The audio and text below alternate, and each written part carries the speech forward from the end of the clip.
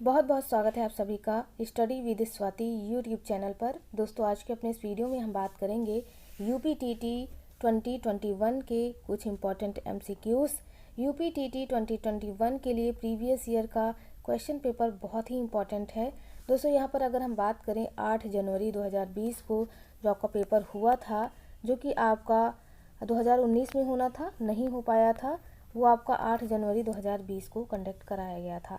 तो यहाँ पर हम यूपीटीटी के प्रीवियस ईयर के क्वेश्चन पेपर को लेकर के आए हैं, जो कि आपके पर्यावरण अध्ययन यानी ईवीएस सब्जेक्ट से रिलेटेड है। आप सभी को पता है ईवीएस का 30 मार्क्स का क्वेश्चन जो है आपका पूछा जाता है अगर हम बात करें यूपीटीटी की। तो यहाँ पर जितने भी प्रीवियस ईयर के क्वेश्चन पेपर हैं 19, 18, 17, 16, 15, तो इस तरह से जितने भी प्रीवियस ईयर के क्वेश्चन पेपर हैं पहले उनको सॉल्व कराया जाएगा, उसके बाद अलग से भी प्रैक्टिस सेट कराया जाएगा। तो यहाँ पर आपको बाल विकास, ईवीएस, हिंदी, संस्कृत, इन सभी के वीडियोस मिल जाएंगे। इसके लिए आप चैनल की प्लेलिस्ट ज़रूर चेक करें। प्लेलिस्ट अलग अलग मैंने बना रखी है सब्जेक्ट वाइज, तो आपको दिक्कत नहीं होगी। तो जितने भी यहाँ पर वीडियोस आपको मिल रहे हैं, आप ध्यानपूर्वक इन चीज़ों को पढ़ते हुए अपने प्रैक्टिस को जारी रखें, अपने एग्ज़ाम की तैयारी को बेहतर करें। चैनल को सब्सक्राइब कर लें अगर चैनल पर नए हैं।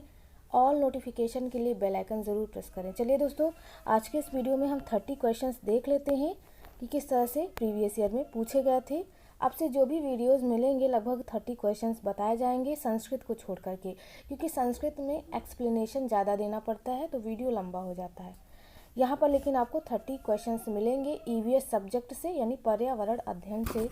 तो चलिए दोस्तों, शुरू करेंगे आज के अपने इस वीडियो को क्वेश्चन नंबर 1 से। तो क्वेश्चन नंबर 1 कह रहा है, सन 1853 में भारत की पहली यात्री ट्रेन चली थी। कहाँ चली थी आपको बताना है। तो 121 की बात करें, करेक्ट आंसर ए हो जाएगा। सन 1853 में भारत की पहली यात्री ट्रेन जो है वह बम्बई से थाड़े के बीच चली। दोस्तों, यहाँ से आप खुद भी अपना क्वेश्चन का आंसर करते जाइए, इससे आपका रिवीजन अच्छा हो जाएगा और आप एग्ज़ाम में परेशान नहीं होंगे, घबराएंगे नहीं क्वेश्चन का आंसर करने में। क्वेश्चन नंबर 2 देख लेते हैं। क्वेश्चन नंबर 2 पूछा है, एशिया का सबसे बड़ा पशु मेला आयोजित होता है।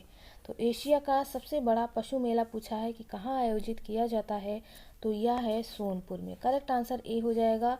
वहीं पुष्कर का भी पूछ लेता है कि पुष्कर मेला कहाँ आयोजित किया जाता है, तो यह राजस्थान के अजमेर ज़िले में आयोजित किया जाता है और यह भगवान ब्रह्मा जो है उनका एक प्रसिद्ध मंदिर है, उनके उपलक्ष्य में यह पूजा भी होती है। यहाँ पर पशुओं का मेला भी लगता है जिसमें ऊँट वगैरह जो है मुख्य माने जाते हैं। तो इस तरह से पुष्कर का मेला भी पूछ लेता है, तो मैंने दोनों के बारे में बता दिया। क्वेश्चन नंबर 3 देख लेते हैं। क्वेश्चन नंबर 3 पूछा है, राष्ट्रीय एकता परिषद की स्थापना हुई यानी नेशनल इंटीग्रेशन काउंसिल की स्थापना कब हुई आपको बतानी है। तो राष्ट्रीय एकता परिषद की स्थापना जो है वह 1961 में भारत के पहले प्रधानमंत्री पंडित जवाहरलाल नेहरू द्वारा इसकी स्थापना की गई थी। जो अध्यक्ष होता है इसका राष्ट्रीय एकता परिषद का जो अध्यक्ष होता है वह देश का प्रधानमंत्री होता है। तो इस तरह से ये भी चीज़ें आप ध्यान में रखिएगा। करेक्ट आंसर 123 का ए हो जाएगा। पढ़ते हैं क्वेश्चन नंबर 4 की तरफ। 4 कह रहा है कि समता के अधिकार का उल्लेख संविधान के किस या किन अनुच्छेदों में मिलता है। समता या समानता के अधिकार की बात की गई है। आप सभी को पता है जो मौलिक अधिकार हैं उनकी संख्या 6 है। पूछ सकता है एग्जाम में, तो मैंने बता दिया है 6 है। पहला है समानता का अधिकार जो कि है आर्टिकल 14 से 18 तक, ठीक है। दूसरा है स्वतंत्रता का अधिकार जो कि 19 से 22 तक की। ये भी पूछ सकता है कि स्वतंत्रता का अधिकार संविधान के किस अनुच्छेद में मिलता है, तो अनुच्छेद 19 से 22 में यहाँ पर आपको देखने को मिलेगा। वहीं तीसरा जो आएगा वह है शोषण के विरुद्ध अधिकार। इसकी बात करें तो यह आर्टिकल आपको अनुच्छेद 23 से यहाँ पर 24 में देखने को मिलेगा। वहीं चौथा हो जाएगा धर्म स्वतंत्रता यानी धर्म की स्वतंत्रता का अधिकार जो है वह 25 से 28 में देखने को मिलेगा। इसके अलावा 2 और बचते हैं जो कि संस्कृति शिक्षा, ये 29 और 30 में मिलेगा, ठीक है। कौन सा? संस्कृति और शिक्षा। और लास्ट है उपचारों का अधिकार, यानी आपका लास्ट जो हो जाएगा ये जो उपचारों का अधिकार है यह आर्टिकल 32 में आपको देखने को मिलेगा। तो इस तरह से 6 आपके मौलिक अधिकार दिए गए हैं। तो इसमें आप ध्यान रखिएगा कि किसमें कौन सा अनुच्छेद दिया गया है। इन 6 के बारे में मैंने बता दिया है, इन चीज़ों को आप ध्यान में रखिएगा। बढ़ते हैं क्वेश्चन नंबर 125 की तरफ। पूछा है कि किस देश में लचीला संविधान लागू है। तो यहाँ पर लचीला संविधान पूछा है कि किस देश में लागू है। तो लचीला संविधान जो देखने को मिलता है वह है यूनाइटेड किंगडम। यहाँ पर आपको लचीला संविधान देखने को मिलेगा। बढ़ते हैं अगले क्वेश्चन की तरफ, जो कि है क्वेश्चन नंबर 126। 126 पूछा है निम्नलिखित में से किस प्रदेश में रेंडियर पाया जाता है। रेंडियर की बात करें दोस्तों, तो रेंडियर एक प्रकार का हिरण होता है जो कि आर्कटिक एवं उप आर्कटिक ठंडे प्रदेशों में देखने को मिलता है। तो वही पूछा है कि रेंडियर पाया जाता है, कहाँ पाया जाता है वो आपको बताना है। तो 126 की बात करें तो 126 का करेक्ट आंसर डी हो जाएगा, टुंडा प्रदेश में रेंडियर पाया जाता है। बढ़ते हैं अगले क्वेश्चन की तरफ, जो कि है 127। क्वेश्चन नंबर 127 पूछा है निम्नलिखित में से कौन सा एक शीतोष्ण घास प्रदेश नहीं है। शीतोष्ण घास प्रदेश नहीं है इनमें से, वो आपको बताना है। 127 की बात करें तो यहाँ पर 127 का करेक्ट आंसर जो है वह हो जाएगा ए, कंपास।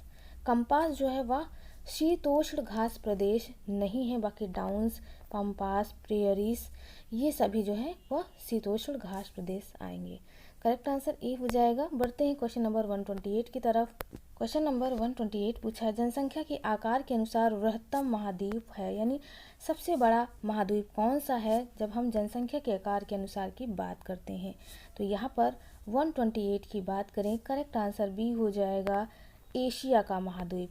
जो एशिया का महाद्वीप है वह जनसंख्या के आकार के अनुसार सबसे बड़ा महाद्वीप है। अगर दोस्तों यहाँ पर आपसे पूछ लेता, आने वाले एग्ज़ाम में पूछ ले कि जनसंख्या के आकार में बृहत्तम महाद्वीप, तो आप एशिया बताएंगे। पूछेगा सबसे छोटा महाद्वीप कौन सा है, तो वह है ऑस्ट्रेलिया का महाद्वीप। ये पूछ सकता है आने वाले एग्ज़ाम में, तो मैंने इसे भी बता दिया, आप ध्यान रखिएगा। बढ़ते हैं अगले क्वेश्चन की तरफ, जो कि है क्वेश्चन नंबर 129 या क्वेश्चन नंबर 9। ठीक है, तो क्वेश्चन नंबर 9 पूछा है भारत में थारू जनजाति कहाँ निवास करती है। तो भारत में थारू जनजाति जो है वह उत्तर प्रदेश के तराई क्षेत्र में निवास करती है। ये भी आप कह सकते हैं कि उत्तर प्रदेश के नैनीताल जिले में भी यह जनजाति आपको देखने को मिलेगी। करेक्ट आंसर यहाँ पर 129 का ए हो जाएगा। क्वेश्चन नंबर 130 या क्वेश्चन नंबर 10 देख लेते हैं कि भिलाई इस्पात संयंत्र स्थित है। कहाँ पर स्थित है भिलाई इस्पात संयंत्र, आपको बताना है। तो भिलाई इस्पात संयंत्र जो है वह छत्तीसगढ़ में स्थित है। अगर हम बात करें भिलाई इस्पात संयंत्र की, तो भारत का यह पहला इस्पात उत्पादक संयंत्र है जो कि मुख्यतः रेलों के लिए है।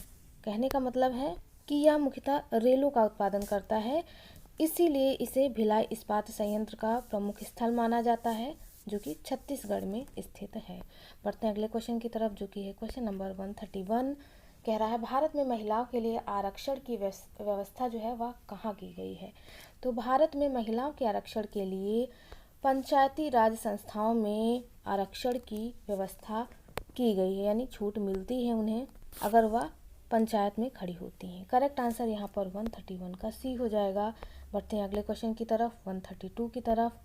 132 पूछा है किसी राज्य के राज्यपाल की नियुक्ति के लिए कम से कम क्या उम्र होनी चाहिए। यहाँ पर दी है उम्र सबकी, आपको राज्य के राज्यपाल की नियुक्ति के लिए उम्र बतानी है। तो दोस्तों यहाँ पर करेक्ट आंसर जो है 132 का डी हो जाएगा, 35 ईयर, यानी 35 वर्ष जो है वह राज्य के राज्यपाल की नियुक्ति के लिए होनी चाहिए। वहीं पर राष्ट्रपति और उपराष्ट्रपति की भी आयु 35 वर्ष ही मानी जाती है नियुक्ति के समय। ठीक है, प्रधानमंत्री, मुख्यमंत्री और लोकसभा का सदस्य बनने के लिए, विधानसभा का सदस्य बनने के लिए, लोकसभा का अध्यक्ष बनने के लिए, इन सब के लिए 25 वर्ष आयु कंसीडर की जाती है।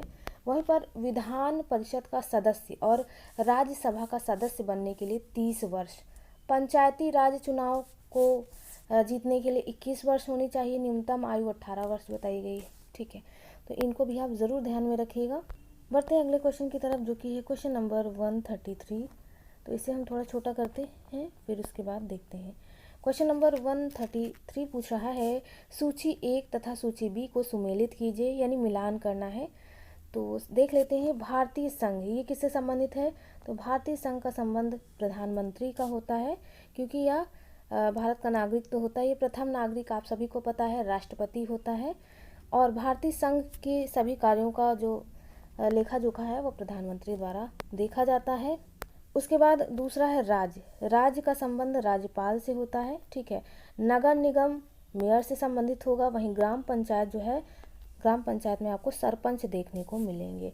तो इस तरह से का सभी का हमने मिलान कर लिया है। आंसर इसका देख लेते हैं। तो यहाँ पर आंसर जो आएगा आपका 133 का बी करेक्ट हो जाएगा। देख लेते हैं। पहला हमने जो पहला बताया था वह सही है, दूसरा का तीसरा हो जाएगा यानी राज्य में राज्यपाल, चौथा बताया था तीसरे का यानी नगर निगम मेयर, और ग्राम पंचायत दूसरा यानी सरपंच। तो इस तरह से आप मिलान करते हुए चीज़ों को फाइंड कर सकते हैं। बढ़ते हैं अगले क्वेश्चन की तरफ, 134 की तरफ। क्वेश्चन नंबर 134 पूछा है, अनुच्छेद 356 का प्रथम प्रयोग कब और कहाँ हुआ। तो आपको बताना है अनुच्छेद 356 का प्रयोग प्रथम यानी सर्वप्रथम कब और कहाँ हुआ। तो ये हुआ केरल में सन 1959 में अनुच्छेद 356 का प्रयोग। करेक्ट आंसर 134 का जो है वह ए हो गया। बढ़ते हैं अगले क्वेश्चन की तरफ जो कि है 135। क्वेश्चन नंबर 135 पूछा है, नगर निगम द्वारा कौन सा कर लगाया जा सकता है। तो 135 की बात करें तो 135 का करेक्ट आंसर सी हो जाएगा। नगर निगम द्वारा गृह कर, चुंगी कर, मनोरंजन कर, ये सभी कर लगाए जाते हैं। तो इस तरह से सी हो गया इसका करेक्ट आंसर। क्वेश्चन 136 देख लेते हैं। अगर थोड़ा जल्दी लग रहा हो तो आप कमेंट द्वारा कह सकते हैं, क्योंकि हमें एक सेट एक दिन में कंप्लीट कराना है, सब्जेक्ट भी हमारे 5 हैं, तो हमें उसी हिसाब से चलना है, इसीलिए यहाँ पर हम चीज़ों को थोड़ा जल्दी देख रहे हैं। तो 136 देख लेते हैं। पूछा है, संसार का सर्वाधिक समस्याकारी जलीय खरपतवार जिसे बंगाल का आतंक भी कहा जाता है वह है। तो किसे कहेंगे हम बंगाल का आतंक। 136 की बात करें, करेक्ट आंसर जो है वह बी हो जाएगा। बी है एखोर्निया क्रांसिपस, यानी जिसे आप जलकुंभी कहते हैं। आप देखते होंगे तालाब में जो है अनावश्यक खरपतवार जो है वो एकदम जम जाते हैं, यानी ये जलकुंभी होती है जो पूरे तालाब को घेर लेती है, जिससे तालाब में अच्छे से पारिस्थितिकी तंत्र जो है वह सही से नहीं हो पाता है। पारिस्थितिकी तंत्र आप सभी जानते हैं, जिसमें सभी प्रकार से जीव जो है अपने खाद्य श्रृंखला को परिपोषित करते हैं। तो जलकुंभी की वजह से ऐसा नहीं हो पाता, इसीलिए इसे हम बंगाल का आतंक कहते हैं। बढ़ते हैं अगले क्वेश्चन की तरफ, 137 की तरफ। क्वेश्चन नंबर 137 पूछा है, वायरस के अजैविक होने का लक्षण है। इनमें से कौन सा लक्षण है वायरस के अजैविक होने का। तो 137 की बात करें, 137 का करेक्ट आंसर जो है वह सी हो जाएगा। इसको क्रिस्टल के रूप में परिवर्तित किया जा सकता है क्योंकि यह अजैविक होता है, ठीक है। करेक्ट आंसर यहाँ पर 137 का सी हो गया। देख लेते हैं 138 पूछा है, पादप हार्मोन जो फलों को पकाने में सहायता करता है कहलाता है। तो पादप हार्मोन जो फलों को पकाने में सहायता करता है यह कहा जाएगा आपका इथाइलिन। इथाइलिन जो होता है वह फलों को पकाने में सहायता करता है। तो इस तरह से इसका करेक्ट आंसर सी हो गया। बढ़ते हैं अगले क्वेश्चन की तरफ जो कि है 139। पूछा है, स्वतंत्र रूप से भूमि में रहने वाला अवायवीय जीवाणु जिसमें नाइट्रोजन यानी N2 की स्थितीकरण की क्षमता होती है वह है। इनमें से कौन सा है जिसमें N2 जो है वह स्थित होता है। तो 139 की बात करें, 139 का करेक्ट आंसर जो है वह बी हो जाएगा, क्लास्ट्रीडियम। इसमें जो है वह नाइट्रोजन यानी N2 की स्थितीकरण की क्षमता होती है, जो कि अवायवीय जीवाणुओं के लिए जो कि भूमि में रहते हैं उनके लिए लाभदायक है। करेक्ट आंसर बी हो जाएगा। बढ़ते हैं 140 की तरफ। क्वेश्चन नंबर 140 पूछा है कि किस प्रकार का डीएनए कोशिकाओं में सामान्य रूप से पाया जाता है। तो यह आपको बताना है कि डीएनए जो कोशिकाओं में सामान्य रूप से पाया जाता है इनमें से कौन सा है। तो करेक्ट आंसर बी हो जाएगा। बी डीएनए जो है वह कोशिकाओं में सामान्य रूप से पाया जाता है। बढ़ते हैं अगले क्वेश्चन की तरफ, 141। निम्न में से कौन सा अचल जीव का उदाहरण है।